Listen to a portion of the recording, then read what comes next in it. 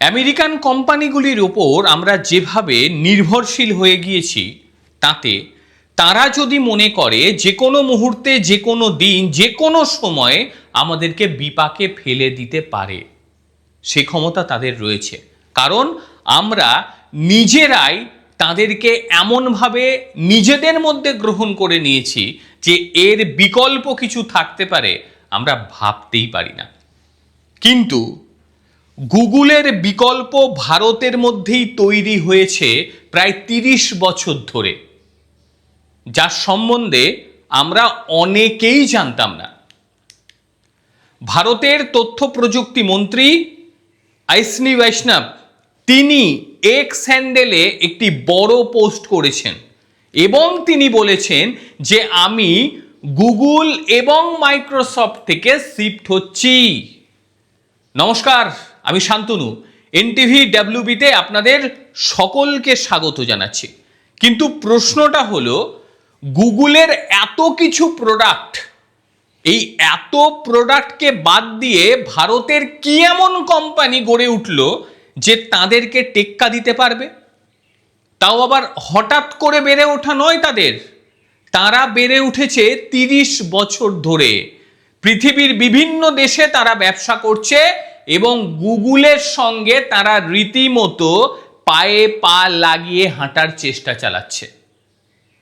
আপনারা কয়েকদিন ধরেই নামটা শুনছেন, জোহো, ZOHO, আর এই নামটি এখন ভারতীয়রা মনে মনে জপছে এবং ভাবছে যে আমরাও শিফট হয়ে যাব এই নামটার ওপর।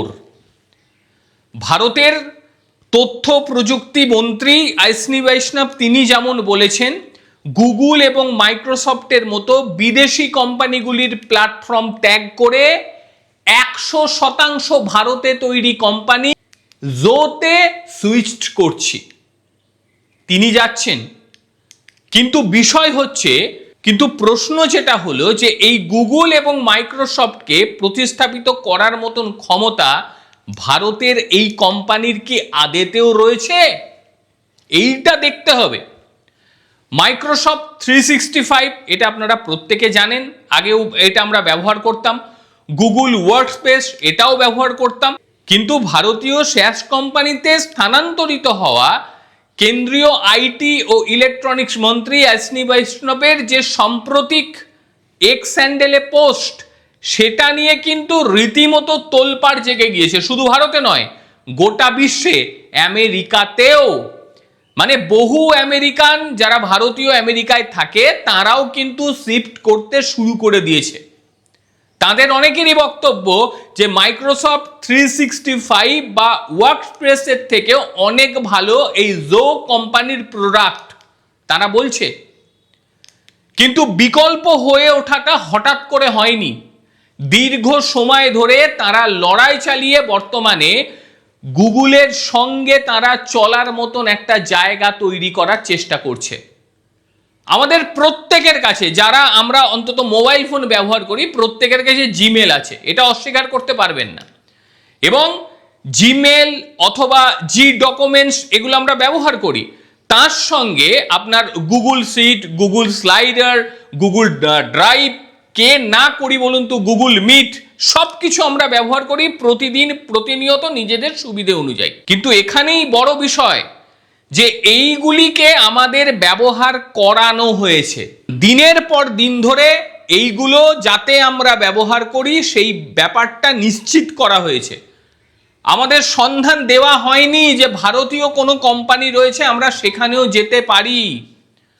যত ফোন আমরা ব্যবহার করেছি, যত ফোন আমরা ঘেটেছি, যবে থেকে ফোন এসছে আমাদের দেশে, কোনোদিন কোনো ভারতীয় কোম্পানি অ্যাপস আমরা পাইনি।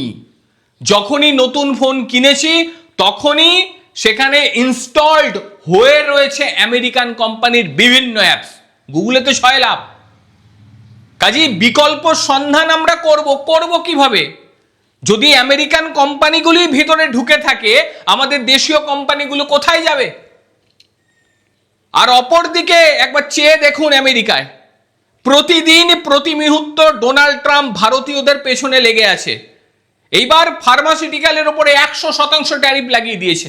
আগামীতে গুগলের উপরেও সে সিদ্ধান্ত নিয়ে নিতে পারে যে ভারতে ব্যবসা করলে ভাই ভারতের মানুষের কাছে এই পরিমাণ টাকা নিয়ে আমাকে তুমি দাও, আমরা বাধ্য হব। জিমেল ব্যবহার করছি, আমরা ইউটিউব ব্যবহার করছি, উল্টে আমাদেরকে না টাকা দিতে হয়। আর এইটা দিনের পর দিন সরকার প্রশ্রয় দিয়ে গিয়েছে যে ভাই তোমরা বিদেশি কোম্পানি আসো, আমাদের দেশের কোম্পানিকে তোমাদের দেখতে হবে না। মানে আমি পয়সা দিয়ে ফোন কিনছি, আমার দেশেও যদি সেই ফোন তৈরি হয় সেখানে আমেরিকান কোম্পানি ইনস্টল থাকছে, অলরেডি ইনস্টলড, আমাকে করতে হচ্ছে না। যাক, এবার বোধহয় একটা বড় ধাক্কা পাবে মনে হচ্ছে। তার কারণ গুগলের বিকল্প কিন্তু আসতে শুরু করে দিয়েছে। এই সবেমাত্র একটা বিষয় নয়, কিন্তু একাধিক কোম্পানি কিন্তু এই দৌড়ে রয়েছে। আমরা যে জিমেল ব্যবহার করি, অনেকেই বলছিল না জিমেলের বিকল্প কি আছে বলুন তো। সবকিছু তো আমাদের উইথ জিমেল, যখনই কিছু লগ ইন করতে যাবেন দেখবেন উইথ জিমেল অপশনই নেই। আপনাকে সেই জিমেলের আইডি ক্রিয়েট করে আমাদের ব্যাংক অ্যাকাউন্ট থেকে শুরু করে কিসে নেই বলুন তো জিমেল আইডি, সব জায়গায় দিয়েছি। জিমেল বা আউটলুকের কথা বলি, তাহলে এর বিকল্প চলে এসেছে যার নাম জোমেল, এটার বিকল্প। একই সঙ্গে এমএস ওয়ার্ড বা গুগল ডকুমেন্টসের কথা বলি, এরও বিকল্প চলে এসেছে জো রাইটার। যদি আমি এক্সেল বা গুগল সিটের কথা বলি তাহলে এর বিকল্প হচ্ছে জো সিট। যদি পাওয়ার পয়েন্ট বা গুগল স্লাইডারের কথা বলি, এই ক্ষেত্রে এর বিকল্প চলে এসেছে জোসো। এই জোয়ের মাধ্যমে সবকিছু করা সম্ভব, সবকিছু। গুগলে যা কিছু আপনি পরিষেবা পান, এই সব কিছু পরিষেবা প্রদান করে জো নামক এই কোম্পানিটি, এবং এটি সম্পূর্ণ ভারতীয় কোম্পানি, বাইরের বিনিয়োগ এখানে পাবেন না। তাই এখনো পর্যন্ত গোটা বিশ্বে প্রায় 130 মিলিয়ন মানুষ এটা ব্যবহার করে। এবং এই কোম্পানিটি স্থাপন হয়েছিল 1996 সালে, মানে প্রায় 30 বছর হয়ে গেল। এবং এটা শুধু আমরাই ব্যবহার করি না, মানে ভারতীয়রা ব্যবহার করে না, এটাকে ব্যবহার করে অ্যামাজন, নেটফ্লিক্স, এরা ব্যবহার করে চলছে। বিভিন্ন আইটি সরঞ্জামের ক্ষেত্রে এদের ব্যবহার করা হয়। 30 বছর ধরে পরিষেবা দিচ্ছে, অথচ আমাদের ফোনে এটা ইনস্টলড নেই যেহেতু ভারতীয় কোম্পানি। আর আমাদের দেশের সরকার যারা ছিল তারা এদেরকে পাত্তা দেয়নি, পাত্তা দেওয়ার প্রয়োজন বোধ করেনি। এখনো অবশ্য চটজলদি কিছু হবে বলে আমার মনে হয় না, তবে হওয়াটা ভীষণভাবে দরকার। জো আমাদের ভারতের গর্ব, বিদেশি প্ল্যাটফর্মের এটি বিশ্বমানের বিকল্প, এবং এটা নিয়ে যথেষ্ট আশাবাদী। এবং আইসনি বৈষ্ণব যখন এটা ঘোষণা করলেন, তারপর থেকে জোয়ে মানুষ ঢুকতে শুরু করে দিয়েছে। বহু মানুষ, ভারতীয়রা তো ঢুকছে, জোয়ের ভিতরে ঢুকে মেল তৈরি করছে বা নিজেদের যে সমস্ত প্ল্যাটফর্মের প্রয়োজন সেই সমস্ত প্ল্যাটফর্মে কাজ করছে। এবং একটা জিনিস, গুগলের যে পেড সার্ভিসগুলি হয় না, তার থেকে বহু কম টাকায় এদের কাছ থেকে সেই সমস্ত পেড সার্ভিসও আমরা পেয়ে যাব, খুব কম টাকায়। কাজেই দেশীয় কোম্পানি, এই কোম্পানিকে আমাদের গর্বের সঙ্গে স্বাগত জানাতে হবে। অন্তত জিমেলের পরিবর্তে কিছু তো একটা পাওয়া গেল, অন্তত যাকে নিয়ে আমরা পরবর্তীতে যাতে ব্যাংক অ্যাকাউন্টে জিমেলের বিকল্প দিতে পারি। এবং এর যে ডাটা সেন্টার, এটা ভারতেই অবস্থান করছে, এটা বাইরের কোনো ডাটা সেন্টার থেকে নিয়ে এরা ব্যবসা করছেন, এদের নিজস্ব ডাটা সেন্টার রয়েছে, এটাই সবচেয়ে বড় বিষয়। এবার থেকে ভারতীয় কোম্পানিগুলোকে প্রাধান্য দিতে হবে মোবাইল সংস্থাগুলিকে। ওই মোবাইল ফোন তৈরি করলাম আর সঙ্গে সঙ্গে গুগলের সবকিছু ভরে দিলাম, এটা চলবে না। ভারতে যদি ফোন বিক্রি করতে হয়, ভারতীয় কোম্পানিগুলির অ্যাপসকে ইনস্টলড রাখতে হবে যে কোনো মূল্যে, না তো আর ভারতে ব্যবসা করা যাবে না, এটা স্পষ্ট জানিয়ে দিয়েছে। অর্থাৎ যেটা নিয়ে আমরা চিন্তায় ছিলাম যে গুগল যে কোনো দিন যে কোনো মুহূর্তে আমাদের খেয়ে ফেলতে পারে, এখনো খেতে পারে, এটা অস্বীকার করছি না, কারণ আমরা এখনো পর্যন্ত চেঞ্জ করিনি নিজেদের, আমরা অভ্যস্ত হয়ে গিয়েছি।